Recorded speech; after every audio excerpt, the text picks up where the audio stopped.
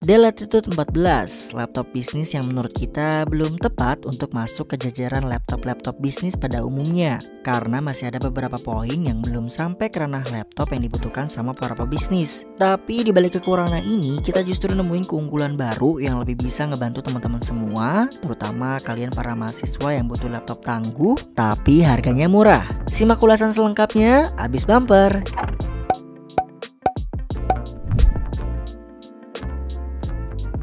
Oke, pertama-tama kita mau ngasih tahu dulu kalau series Latitude ini memang bagian dari line up bisnisnya Dell ya. Cuma setelah diperhatikan lagi dan kita bandingkan juga dengan laptop bisnis lain yang udah pernah kita review sebelumnya, kayaknya belum bisa deh untuk dikatakan sebagai laptop bisnis. Alasannya simple sih. Case materialnya masih menggunakan bahan dari full plastik yang pastinya rentan banget buat para pebisnis yang jam terbangnya udah tinggi. Lalu nggak ada backlit keyboard, security sistemnya lemah, RAM-nya kurang dan minim fitur. Tapi dari kekurangannya ini justru kita nemuin banyak kelebihan dari Dell Latitude 14 yang sangat bisa memenuhi kebutuhan teman-teman semua, khususnya mahasiswa yang tugas-tugasnya berkaitan dengan foto dan video editing, bahkan asik juga buat ngoding. Dan berikut alasan kita kenapa ngerekomendasiin Dell Latitude 14 ini untuk para mahasiswa dari berbagai jurusan.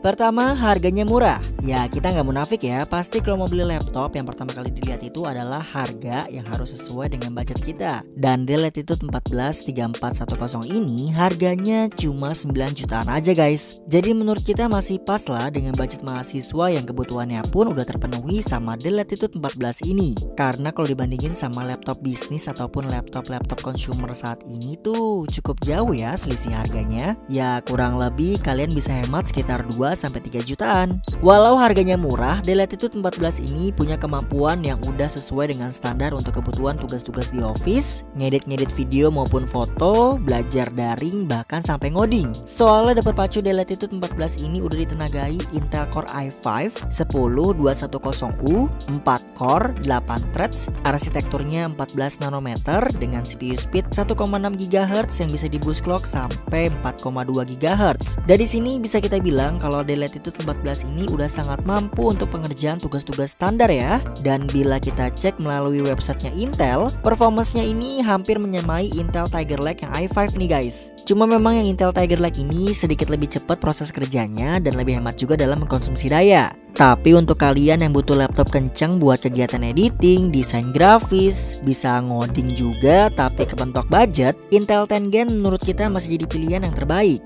Udah gitu didukung juga sama Nvidia GeForce MX 230, 2GB GDDR5 yang cukup membantu proses rendering dan juga video editing. Dari skor benchmark yang kita dapatkan sih memang sebenarnya nggak terlalu tinggi ya untuk laptop sekelasnya. Cuma kalau dijejerin sama laptop-laptop consumer sih menurut kita udah sesuai standar.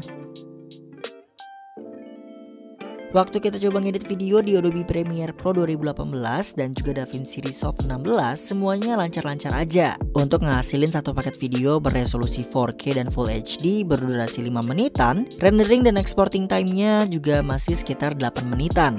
Nah, buat teman-teman yang sering minta rekomendasi laptop untuk programmer, laptop yang bisa buat ngoding, terus yang cocok buat mahasiswa IT, Dell Latitude 14 ini bisa jadi pilihan buat kalian. Karena minimal spek dari kebutuhan anak-anak IT itu udah terpenuhi sama Dell Latitude 14 ini. Dimana VGA sangat dibutuhkan untuk beberapa pengerjaan yang berkaitan sama desain layout ataupun tampilan grafis pada website. Cuma kalau mau makin cepat ngoding ataupun ngeditnya tadi, kalian harus nambah RAM lagi biar performanya lebih maksimal. Karena Dell Latitude 14 ini hanya dibekali RAM 4GB aja nih guys. Untungnya disediain satu slot lagi jadi bisa di-upgrade sampai 16GB. Yang penting pastiin tipe dan speed RAM-nya ini sama kayak yang bawaannya biar kinerjanya makin kencang. Ini hanya opsional aja ya. Soalnya memang kita ngerasa ada peningkatan performance yang cukup signifikan waktu kita coba pasang 4GB lagi. Dan berikut adalah perbedaan hasil benchmark dan juga performance testnya. Selain harga dan performa, Dell Latitude 14 ini juga punya display yang lebih baik daripada laptop-laptop consumer lainnya. Walau sebenarnya nggak terlalu banyak yang bisa dibanggakan, seenggaknya di harganya yang low price ini kita bisa dapat layar dengan panel IPS yang memang udah jadi standar buat tugas-tugas ataupun pengerjaan yang berkaitan dengan kualitas warna. Ukurannya sendiri 14 inch dengan resolusi Full HD. Layarnya pun juga terlihat lebih lapang berkat bezel yang dipangkas dan juga ada kamera di atasnya. Jadi nggak cuma bisa buat ngerjain tugas-tugas editing ataupun ngoding aja nih, tapi juga bisa buat belajar daring. Nah, buat teman-teman yang ngerjain tugasnya butuh 2 layar, kalian bisa pakai monitor tambahan yang tinggal kalian hubungkan aja melalui HDMI port. Kemudian ada juga USB Type-C yang bisa kalian gunakan untuk power delivery dan udah support DisplayPort. Dan kalau misalkan mau transfer data dari flash disk ataupun hard disk eksternal, bisa manfaatin USB Type-A-nya. Kemudian kalau memindahin hasil footage dari kamera, bisa manfaatin micro SD card yang ada di sebelah kanan. Jadi bisa dibilang untuk I/O portnya ini udah cukup lengkap dan bisa memudahkan teman-teman semua. Oh iya, buat temen-temen yang mau ngedit ataupun ngodingnya lebih asik lagi, bisa pakai mouse ya. Dan kebetulan kita lagi pakai wireless mouse dari Logitech dengan tipe M350 Pebble varian ROS, yang bikin kita lebih gampang aja untuk gonta-ganti tools editing dan juga lebih multitasking saat ngoding. Nah, mouse dari Logitech ini bisa kalian tebus murah, jadi cuma 200 ribuan aja untuk setiap pembelian laptop apapun di official website dan juga marketplace Paradise Store Indonesia.